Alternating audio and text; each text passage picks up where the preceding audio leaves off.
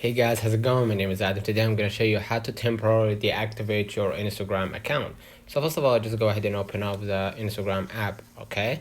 And as you can see right here, this is the interface of the app. Click on your profile icon at the below right corner right here, and you're going to see your profile. Click at the three bars at the top right, and just go ahead to the settings and privacy, and you're going to see right here the account center or meta. So what I'm going to do here, in order to deactivate my Instagram account, I'm going to just go ahead to personal details right here, and you're gonna see right here multiple options. Just click the last option, account ownership and control, and just click deactivation or deletion and choose the account that you want to deactivate. So in my case, I'm gonna just choose this one, and I'm gonna just hit deactivate right here and continue, and you're gonna just enter your own password for this for this account, and just select the reason why you want to deactivate your account.